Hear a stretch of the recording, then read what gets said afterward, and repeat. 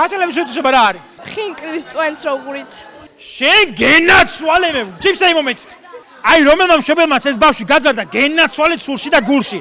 აი ესეთი ქართველები უნდა იყოთ ყველანი. შენ გენაცვალე ბავშვო მე. აი!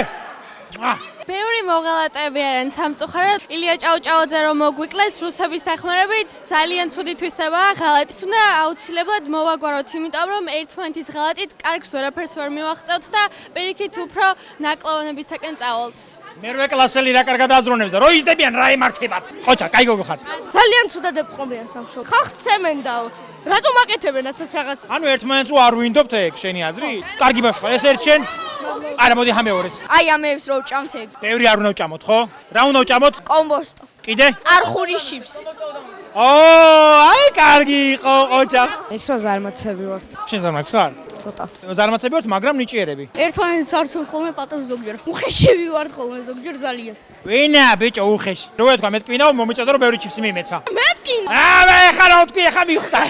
ზედმეტად ღორები ვარ ჩემი აზრით. რაში გამოიხატება? მე ვიდექი და უკნან ვიღაცები მიდიოდან ჩიფსებს იღებდნენ. თქვენი აზრით რომელი არის ქართველების ყველაზე ცუდი თვისება დაწერეთ ვიდეოს კომენტარებში. აი ჩემი აზრით სხვის აზრს რომ პატივს არ უცემთ და აუცილებლად რომ შეურაცხყოფაზე გადავდივართ, აი ეგ არის ძალიან ცუდი თვისება რაც გვაქვს და უნდა გამოვასწოროთ.